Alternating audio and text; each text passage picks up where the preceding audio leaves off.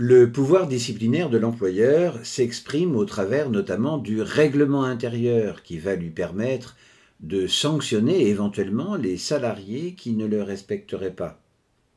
Obligatoire dans toutes les entreprises dont l'effectif est supérieur ou égal à 50 salariés, il reste facultatif, même s'il est fréquemment mis en place, en deçà de ce seuil. Il s'impose à tout salarié de l'entreprise, mais y compris aux personnes qui interviennent dans celle-ci sans être des salariés, en ce qui concerne les mesures relatives à la sécurité ou à l'hygiène notamment. Il est élaboré par le chef d'entreprise qui le rédige en français et doit comporter notamment les mesures concernant la santé ou la sécurité dans l'entreprise, comme le rappel des règles sur la consommation de tabac ou d'alcool. Les mesures temporaires que pourrait prendre l'entreprise afin de rétablir une protection satisfaisante de la santé ou de la sécurité des salariés qui se seraient dégradés, comme par exemple le protocole de distanciation à l'occasion de la pandémie de la Covid-19, les règles générales et permanentes relatives à la discipline et notamment celles relatives à la défense des salariés victimes de harcèlement moral ou sexuel, voire de comportements sexistes. Enfin, celles relatives aux sanctions applicables et à la procédure disciplinaire. Toutes ces mesures doivent être conformes au droit du travail et aux accords collectifs applicables dans l'entreprise. Les mesures relatives à la discipline ne peuvent cependant pas créer de discrimination ou de rupture d'égalité entre les salariés, même si potentiellement celles-ci peuvent remettre en cause le plein exercice des libertés individuelles ou collectives. Ces limitations ne peuvent d'ailleurs trouver leur justification que dans les contraintes liées à l'exercice des tâches nécessaires au bon fonctionnement de l'entreprise et à condition que ces atteintes ne soient pas excessives. Le règlement intérieur peut donc imposer par exemple le respect des horaires collectifs de travail, des procédures ou délais à respecter en cas d'absence programmée ou imprévue, le port de tenues justifiées pour des raisons d'hygiène ou de sécurité, voire d'image de l'entreprise, ou encore une charte de l'usage de l'Internet à titre privé réglementant la durée ou le nombre des connexions réalisées sur les postes de travail ou grâce au réseau Wi-Fi de l'entreprise, les sites autorisés ou interdits, etc. La procédure à suivre lorsque le salarié souhaite exercer son droit de retrait, lorsqu'il se sent en danger sur son lieu de travail, etc. Le règlement doit rappeler les règles de protection des salariés et notamment l'obligation qu'a l'employeur d'agir préventivement contre le harcèlement moral qui se définit comme des comportements réitérés à l'encontre de personnes dont les conditions de travail vont s'en trouver gravement altérées et pourront aboutir à des atteintes à leurs droits ou à leur estime de soi à l'occasion d'injures et de menaces par exemple, des troubles physiques ou psychologiques, voire même une carrière compromise dans l'entreprise. Ce type de harcèlement est un délit, sanctionné au maximum de 2 ans d'emprisonnement et ou de 30 000 € d'amende, et lorsqu'un salarié en est la victime de la part de sa hiérarchie ou de l'un de ses collègues, il convient d'alerter le chef d'entreprise qui doit prendre toute mesure propre à empêcher les faits de harcèlement, en collaboration éventuellement avec les représentants du personnel ainsi que de la médecine du travail au besoin. Mais en cas d'inaction, le salarié peut alerter le comité social et économique qui dispose d'un droit d'alerte dans ces situations, mais aussi l'inspection du travail qui dispose de pouvoirs d'enquête et en cas de harcèlement avéré, transmettre le cas au procureur de la République. La victime peut ainsi obtenir la condamnation à des dommages et intérêts de l'employeur qui n'aurait pas su protéger le salarié et celle de son harceleur devant les juridictions pénales dans le délai maximal de 6 ans.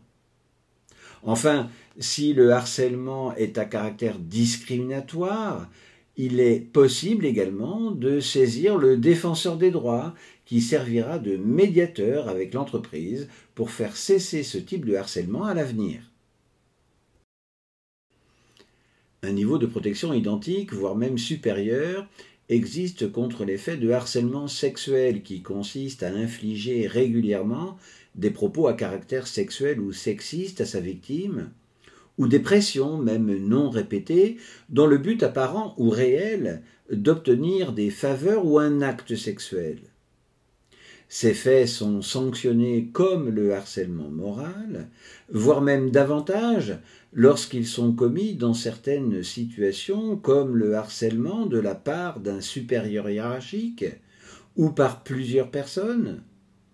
Le harcèlement commis grâce à l'outil informatique et les connexions Internet ou cellulaires, ou enfin sur des personnes particulièrement vulnérables sur le plan économique, physique ou psychologique.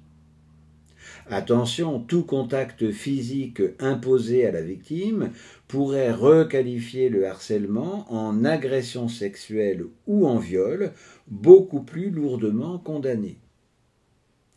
La victime de harcèlement doit prévenir les services de police ou de gendarmerie, notamment par le biais de services dédiés en ligne, et porter plainte dans les 6 ans maximum pour obtenir la condamnation civile comme pénale du harceleur. Il faut également prévenir le chef d'entreprise pour s'assurer de sa protection et qu'il prenne le plus vite possible toute mesure propre à faire cesser les faits de harcèlement. Et en cas de harcèlement lié à de la discrimination raciale, homophobe, antiphobe ou sexiste ou autre, le défenseur des droits peut être saisi. Enfin, s'agissant de la sanction disciplinaire, et bien qu'il n'y ait pas de typologie légale de celle-ci, elle peut être prononcée à l'égard du salarié qui ne respecterait pas le règlement intérieur, refuserait de se conformer aux ordres et aux directives données par son employeur ou aurait des attitudes ou comportements déplacés dans l'entreprise. La sanction devant être graduée au regard de ce qui lui est reproché. D'ailleurs, les avertissements et remarques orales ne sont pas considérés comme des sanctions. À l'inverse, des avertissements écrits ou des blâmes qui sont de simples sanctions pour lesquelles le respect d'une procédure d'entretien préalable n'est pas obligatoire. Et les mutations, les rétrogradations, qui sont un abaissement du niveau de responsabilité confié, ou les licenciements sont, elles, de lourdes sanctions nécessitant le respect d'une procédure. Mais en aucun cas l'employeur ne peut prononcer de sanctions purement pécuniaires, des sortes d'amendes prélevées sur le salaire. Celles-ci sont en effet formellement interdites. Celle-ci doit être mise en œuvre rapidement après que les faits reprochés aient été portés à la connaissance de l'employeur. La convocation, remise en main propre ou par recommandé, indiquera la date, le lieu et l'heure, ainsi que le motif général de l'entretien et la possibilité qu'a le salarié de se faire assister par un membre de l'entreprise ou un conseiller extérieur. Entretien au cours duquel chacun exprimera ses arguments, la sanction devant être notifiée par écrit, remise en main propre ou par recommandé, dans un délai de 1 jour à 1 mois maximum après l'entretien. Si le salarié encourt un licenciement, c'est bien la procédure de licenciement pour motif personnel qu'il devra être faite.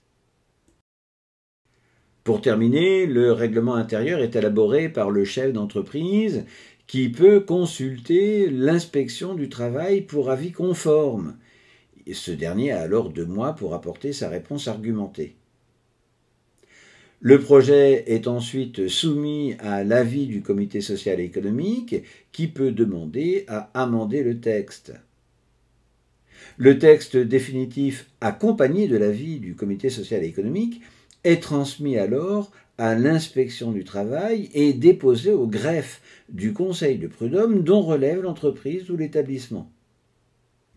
Il entre enfin en vigueur 1 mois plus tard et doit être porté à la connaissance des salariés via le réseau intranet de l'entreprise par voie d'affichage ou à l'occasion de l'embauche d'un salarié.